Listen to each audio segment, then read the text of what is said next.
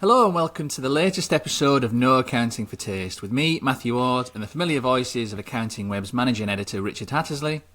Hello. And technology editor Tom Herbert. Slightly croaky today, so apologies everyone. Hi. The three of us are back to take a look at the big talking points of the week, and Tom, you'll be kicking things off with TaxCalc landing a major investment. What's happened? Yes, so this is the news that filtered into AWeb HQ sort of middle of last week, that the Wokingham-based developer TaxCalc had pulled in an investment from private equity firm Symphony Technology Group, or STG. So, it's undisclosed, but believed to be a sort of multi-million-pound transaction. And why is this deal so significant? Why are we shining such a light on this one? I guess a couple of things. TaxCalc was one of the biggest independent tax and accounting software companies in the UK, so very familiar to our readers and listeners. 11,000 accounting firm customers across the UK. It's no mean feat, and kind of during its existence, it's been a kind of rock around which the stormy software seas have ebbed and flowed, really. I mean, for anyone who hasn't used it or seen it, they offer a range of compliance services for accounting firms, so things like tax filing, accounts production, company incorporation, and they also have a practice management and communications wing as well. I guess, as well as being a sort of large and formerly sort of independent group, they've actually been going for more than 40 years. They were originally conceived by Which, the Consumer Association, back in 1983. The first version was actually built on a BBC Model B that I remember from school, so it helped taxpayers calculate their liabilities. And then you had versions for the Sinclair ZX Spectrum listeners, and before the personal computer then sort of came in, there were programs on IBM PCs, and then Which sold it to Intuit in 2002, so the QuickBooks parent company. But that's kind of a sort of pre-life, really, as many of our readers will know it, because then it sort of took on the life that we really know in 2005. So Acora software products, that was founded and owned by Tracy Ebden Poole. So they bought a tax software company called Tax Checker. They acquired the TaxCalc brand from Intuit, got the product rolling, and grew from a team of 5 to its current 115. I was told the other day, revenues of 13 million in the last financial year. That's up 17% year on year. Tidy operating profit of 1.85 million. So you can see why American private equity was interested. And that's a nice segue, that, actually, Tom, because with the private equity STG, how much do we know about them? What can you tell us? Yes, relatively new to me. We know their HQ is in California, but they have a London office. This is their first specific investment into the accounting software industry specifically, but they've got a long track record going back like 20 years of backing software targeting professional services and small businesses. So they've got a legal case management software, Caseworthy, global market research platform SurveyMonkey that you may have heard of. So yeah, they actually did speak to me last week as part of the comms, not as anything on the record, but not a lot of backers actually do this, so hats off to them. It's not really a case of, it wasn't really a case of why, because ultimately we know why private equity does anything, but they see an upside. But maybe, I think that what I was trying to ask them was why TaxCalc, and they said all the right things. Spent a lot of time studying the market, spoke to a lot of customers. TaxCalc had built a fantastic brand that understands the pain points of accounting firms, provides great value for money, yada yada. But I mean, the important part for me, I think, is that they see it as providing critical software for accounting firms that are digitising. There's a shortage of accounting staff. Systems like TaxCalc help firms to manage. So I guess the right tool at the right time, maybe. And where next for TaxCalc then, Tom, after such a major backing? What's the road ahead look like for them? Onwards and upwards, I guess. In recent years, they've been gradually expanding their service offering to larger firms. So we've had products like FRS 102, MLA, group accounts, their workflow and AML centres. So I guess the next big product next year is charities. A lot of firms predominantly use TaxCalc, but then have other solutions for one or two charity clients, and I guess providing a broader overview will help them appeal to those larger firms where I think they see a definite upside. I do wonder, and I didn't specifically get an answer from TaxCalc on this, but I definitely wonder if TaxCalc will look to build a full cloud suite or stick with their current hybrid approach, so data stored locally, but they can connect to allow remote access via the Cloud Connect service. I'm not sure. It's very much business as usual at the moment. At the moment, I think a lot of the positive things that our readers say about it is that it's quick to use. It's not contingent on how many people are using it in the country at the same time. So, it's one of those things that people with cloud self-assessment or bookkeeping software, for example, often complained about it being slower than previous desktop products. But yeah, it's definitely onwards and upwards, I'd say. And a wider point on this one, Tom, what does it tell us about the state of the accounting software market? I think the accounting software market it's a bit like the accounting firm landscape at the moment. We're seeing a lot of consolidation and a lot of acquisition. There was, relatively restrained comments section to my article on this. A little bit of disquiet when the news broke. There goes the last big independent accounting software, etc. And that is true. Iris and Bright are sort of HG, another private equity firm with large stakes in a bunch of accounting firms and accounting software. They have stakes in Iris and Bright. Sage is a public company with expanding empire in America. Free Agent's a branch of NatWest, etc. But I don't think it has to be true that every company that gets taken over gets a price hike or sees service levels plummet necessarily. And particularly in TaxCalc's case, if they can keep hold of the same team who were all really good. I've interacted with the same people for many years. In the unlikely event STG does crash the TaxCalc car, then something will come along to take its place in the market. Just in the last month, I've done interviews or written stories on 6 new products for accounting firms, and I've got a bunch more lined up.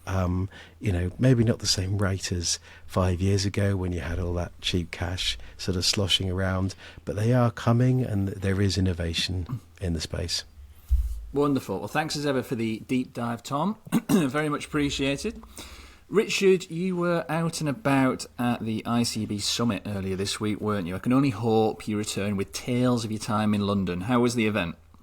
I did indeed, yes, thank you, Matt. Anyone who's ever been to the ICB Summit will know, Tom, I know you've been there a couple of times. They're a friendly bunch, an incredibly friendly bunch, and what you come away with just thinking about how engaged the bookkeeper community are. They just... and how switched on they are with Accounting Web as well. As kind of selfishly, it's always nice to go along and speak to these people who are fully aware of everything you're doing. And I went there not just as a journalist, but I went there also with my Festival of Accounting and Bookkeeping hat on. Be sure to book your tickets the 12th to 13th of March. Go to fab.uk. Plug nicely inserted there.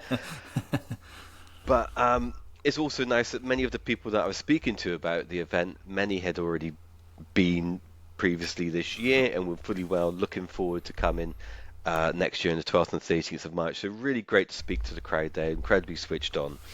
And nice to catch up a few for the Account Web members, although I didn't speak with here at the event. I was at the Lucas Awards, the big black tie gala dinner that they have later on in the day at the Bookkeepers Summit, and regular reader of the site, Sarah Douglas, uh, went up to accept the award for the Glasgow branch, where they won Branch of the Year. So congratulations there to Sarah.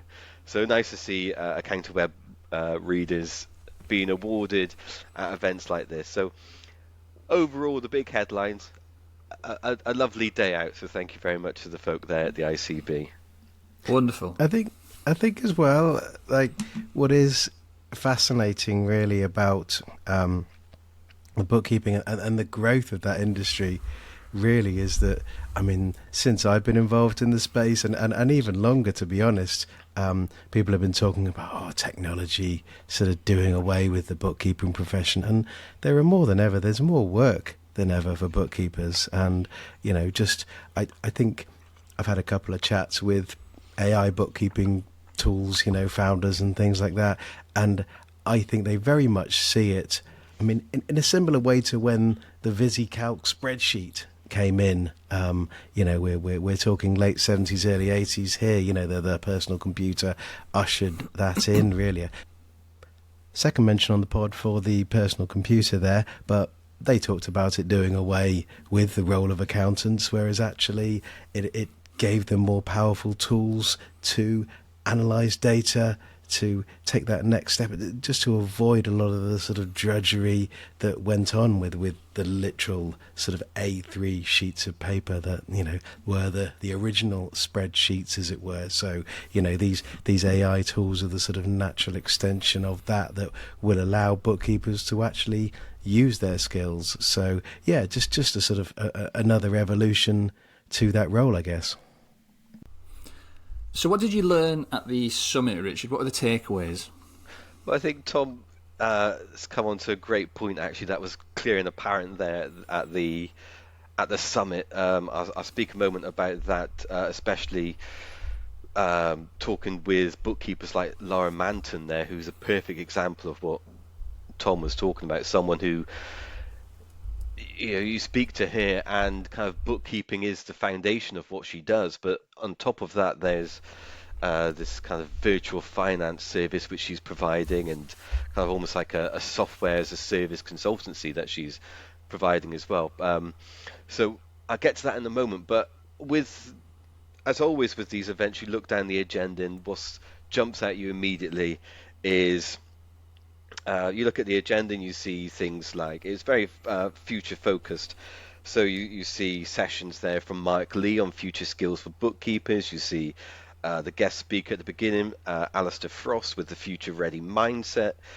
You've got sessions there about AI. But the ones which jumped out to me immediately, of course, was the ones on MTD, which is very much more of the present, and it's much more an issue which is bookkeepers going to have to confront very much sooner. And what was interesting about the sessions there, the first one, the Path to MTD by Craig Ogilvie from HMRC, and also later on in the afternoon, Paul Applin did a session around the tax issues facing bookkeepers. Obviously, MTD was a key focus of that as well. And how this was presented was that MTD is going to be an opportunity for bookkeepers, and how they embrace. Obviously, they have these close relationships with clients. With quarterly reporting, it's going to really hinge on having that good data, on having the bookkeeping involved in the process. And so bookkeepers are such an important part of that chain of MTD, and that was a massive learning point there from the session, was just how much the bookkeepers were going to be involved in the process. With that session with the MTD director, at the start of the session, Craig Ogilvie asked the audience, how many of you believe that MTD is going to be going ahead in April 2026? Around about 25% of people raised their hand, and take into account that it's still 17 months. It's only 17 months away. That's not that very long, and still there's a quite sizable amount of the people there in the auditorium is still not convinced that it's going to go ahead.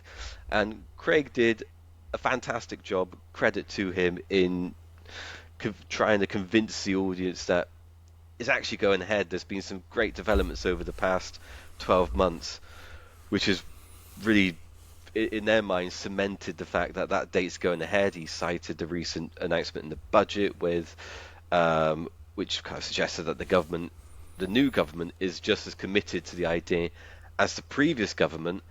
And also he pointed to the recent development in multiple agent access as being that great bit that's going to, the thing that the bookkeeping community has been waiting for, to help to ensure that they're just as included in the process, and for that important link of bookkeeping to be included in the process. So coming away from that session, the one thing that I learned from that is that he was adamant that the quote is happening, get ready, it's going to go ahead. I do think, and I would totally agree with you, that Craig and his team have done a really good job of, I mean, it's a proper hospital pass.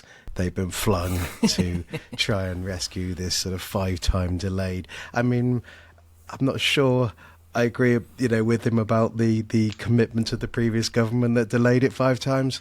But, they are trying to take it forward. I think there still are massive fundamental questions that still need, that they've addressed a few of them, the multi-agent access being one of them, but I think there are significant questions still to be asked.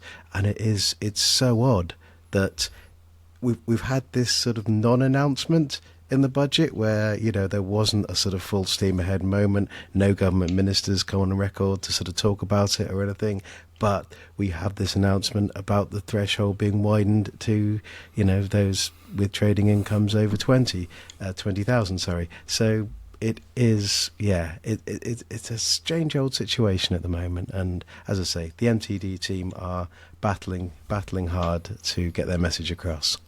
Certainly, yeah. The charm offensive for the bookkeepers was in full force, and the closing message was that it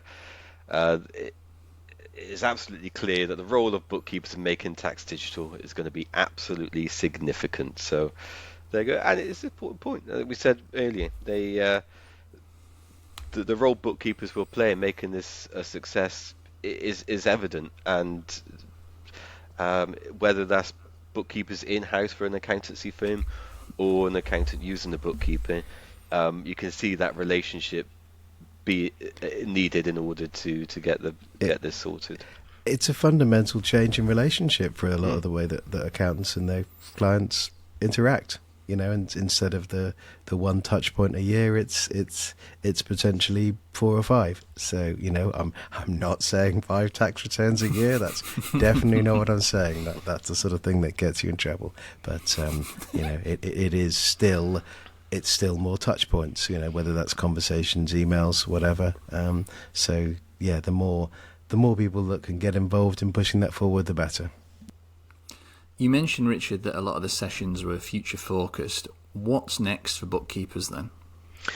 So this kind of goes back to what Tom was saying about that, how bookkeepers are embracing technology, and that role of being a bookkeeper is also evolving. So, like I said, you look to people like Laura Manton, who is providing this kind of virtual finance service, where it's not just bookkeeping she does a range of different services, and you look towards, I think one of the sessions said that bookkeepers of ICB members, I want to say the stat was 60% of them also offer payroll services, or it was a high percentage anyway, and they're becoming skilled in all different sorts of areas, so they can offer this more of a it's a service beyond just bookkeeping that they're now offering, and it's also key. Of course, AI is a key topic in any event that you go to, and this was also the case here. And Amy Copeland, the CEO of ICB, set this out in the opening, where she talked about how it's easy to get swept up and overly worried about AI and the impact of it on everything from automated bank reconciliations to all sorts of issues. But what was key that she wanted to, in the program of events at the summit, what was she wanted to share with the audience, that is the impact of AI will be in how bookkeepers integrate the tools into the systems to enhance what they do rather than being replaced. So there was a lot of talk there about the superpower of bookkeeping is having that is being tech savvy, like the Laura Mantons of the world, but also having that with that human touch that bookkeepers have. They're so close to their clients, the kind of the regular conversations they're having naturally because of doing like daily bookkeeping and advising through bookkeeping, that those two can go hand in hand. So then you get people like Laura Manton, who we've discussed before, who I think we've discussed it on Accounting Web before, where she's teamed up with these different companies, whether it's America's Top Chef, or she was telling me in a conversation around coffee, around how she was brought in to help with the Channel 4 recent election coverage. And so she would be brought in as kind of like this bolt-on outsourced finance director service, where she can offer all this different service beyond just bookkeeping. And she's kind of planted there as kind of like a finance director as well. And so she's using this tech in order to enhance what she's doing anyway, with that human touch, which was kind of threaded throughout all the different sessions there at the summit. Very interesting, very interesting. Smashing. Thanks as ever for the insight there, Richard. Glad you had such a good time in the capital. I want to see us out this week with a quick look at the latest tale of AML war. So, Metro Bank has been hit with a £16.7 million fine for its failure to monitor potentially money laundering activities. The Financial Conduct Authority, or the FCA, is behind the penalty, which concerns the bank's activities between 6th of June 2016 and the 17th of December 2020, so about a 4.5 year period. And at the start of that period, Metro had implemented an automated transaction monitoring system, or an ATMS, to monitor customer transactions, but they subsequently discovered that there was some serious deficiencies in relation to its setup, operation and oversight. So basically everything, which were not identified or remedied until 2019. And even after that fix had been put in place, Metro didn't have a mechanism to consistently check that all the relevant transactions were being fed into the monitoring system until December 2020. Now, in that 4.5 year period, Metro ultimately failed to monitor more than 60 million transactions, or about 6% of the total transaction volume, with a value of over £51 billion. And this is despite, during that 4.5 years, junior staff had raised some concerns about this data not being monitored in 2017, 2018, but that still was not enough. The issue wasn't identified, it wasn't fixed. The FCA said it is a serious failure in the operation and oversight of the ATMS, adding that large numbers of transactions which should have been monitored for AML purposes were not, meaning there was an enhanced risk of Metro being used to facilitate money laundering. Now, this comes on the back of a report last month, Richard, where more than 215 firms supervised by the ICAW were told to improve their AML processes on the back of a rise in severe reprimands. And incidents like this, while a particularly bad instance, really do shine a light on how serious the problem can be. I mean, you've got this one, the Metro Bank, a huge fine there, and exactly why the previous government was coming down so heavy on AML, especially as I speak to David Winch. He says like a lot of the suspicious activity reports, the wording on it is kind of designed for banks, because that's where all the scrutiny is. But then if you look at the ICAW incident, and also a recent disciplinary which was published on the site this week, there's still a lot of people that's overlooking AML and not really putting in the right process and procedures. The accountant at the focus of the disciplinary, which we published on the site this past week, for 13 years of him running his practice, he failed to do pretty much any customer due diligence. He didn't ask about the kind of things that you would expect an accountant to ask their clients. It was a classic case. I think he said that as an accountant, he knew his clients well enough that he didn't need to ask for additional information. And there's a good point there. Accountants, they know their clients incredibly well. I'm not disputing that fact, but you can.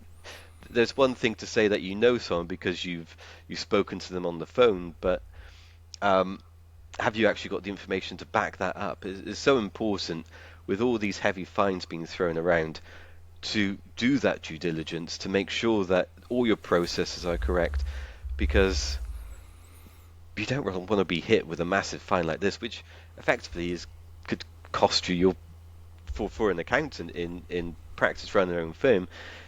It's a black mark against you, but also the costs are heavy as well. And also, who knows who could be waved through because of this. You could be facilitating money laundering for all you know. And Tom, can you talk to us about the tech aspect of this? Metro's got this underlying issue for years that, in the words of the FCA, has created this enhanced risk. And it almost beggars belief that it was allowed to just kind of sit there and simmer away. What's your take on it? I think there are a few lessons here that our listeners of the accounting profession can learn, and I think the big one really is technology is not a silver bullet.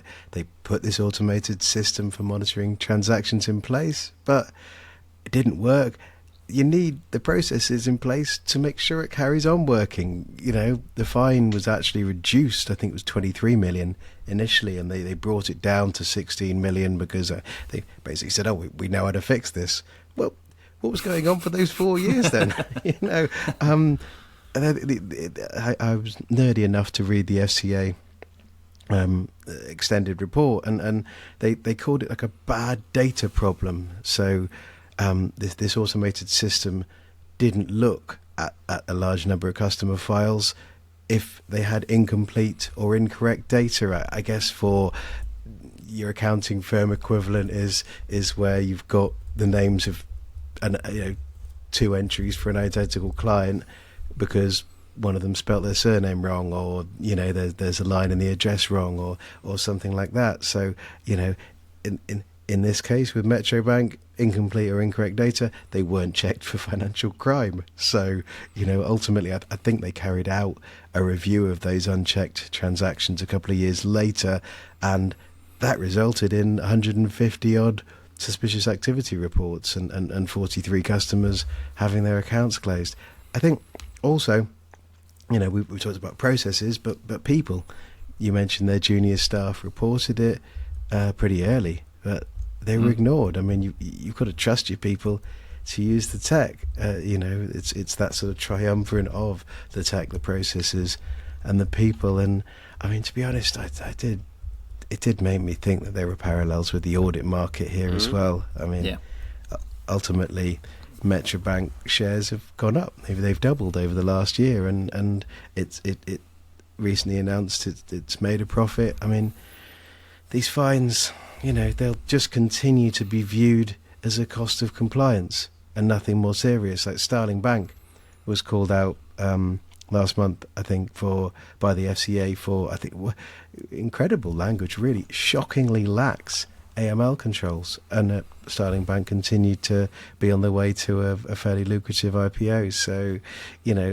until proper regulatory action is seen, not just fines that can just be absorbed.